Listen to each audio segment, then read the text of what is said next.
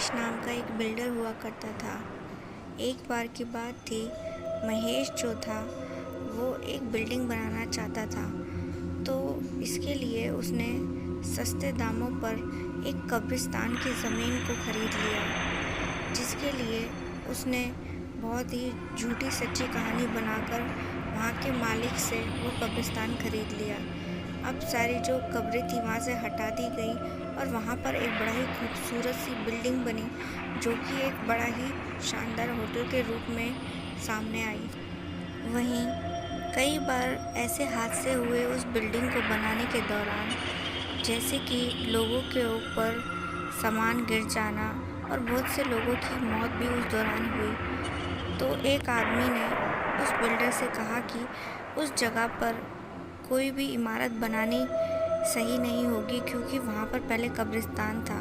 लेकिन महेश ने किसी की नहीं सुनी और आज वहाँ पर एक खूबसूरत होटल बनकर तैयार हो चुका।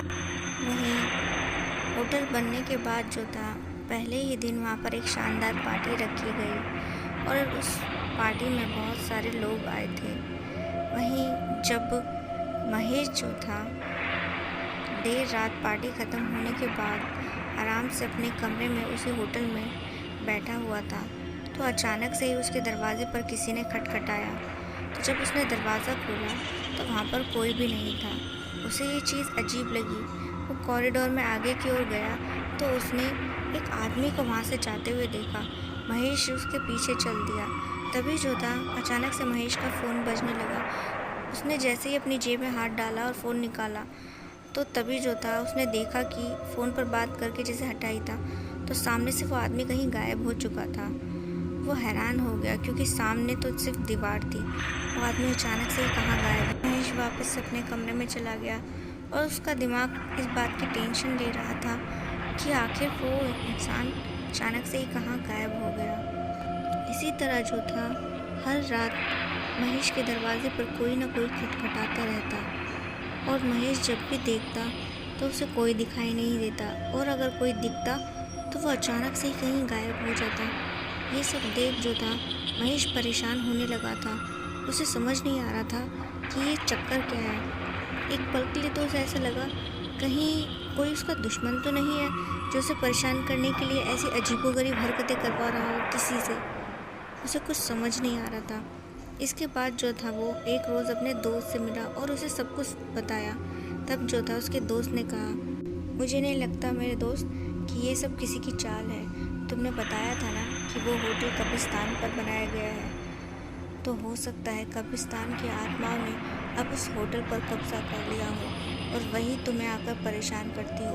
तुमने ये बहुत बड़ी गलती की है जो कब्रिस्तान पर वो होटल बनाया। अब न जाने तुम्हारे साथ क्या होगा।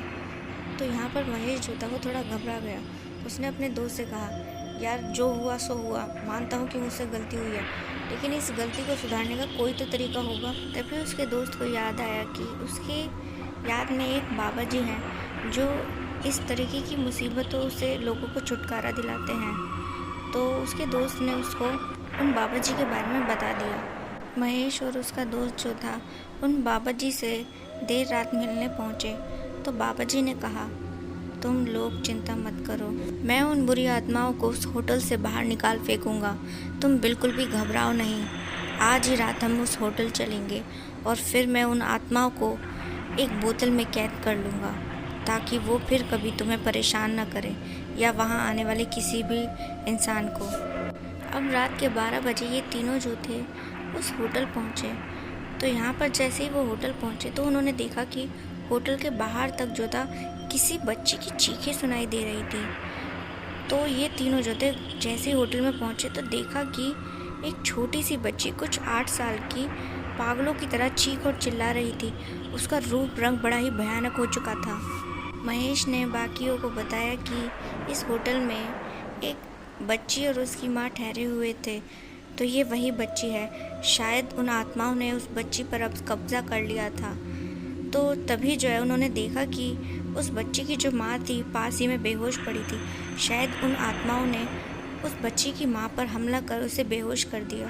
वो बच्ची बहुत ही भयानक तरीके से हंस रही थी। ऐसा लगता था जैसे कि हज़ारों आत्माएं एक साथ उसके शरीर में घुस गई हो। वो बाबा ने अचानक से अपनी पोटली से कुछ विभूति निकाली और तुरंत ही उस बच्ची पे छिड़का। तो तभी जो है सारी आत्माओं ने उस बच्ची का शरीर छोड़ दिया और वो कहीं गायब हो गई। तभी जो था वो बच्ची जो थी बेहोश होकर वहाँ गिर पड़ी। तो बाबा ने कहा, ये बच्ची तो इस वक्त बच चुकी है, लेकिन इस होटल को अभी बचाना बाकी। इसके बाद जो था उन बाबा ने पास ही के एक कब्रिस्तान में जाकर उन सारी आत्माओं का आह्वान किया। जिसके बाद जब वो सारी आत्माएं आईं तो उन्होंने एक मटके में उन आत्माओं को कैद कर दिया और फिर वहाँ पर एक गड्ढा खोदा और उस मटके को उसमें दफन कर दिया। और इस तरह जो था महेश का जो होटल था अब पूरी तरीके से उन आत्माओं से मुक्त हो चुका था।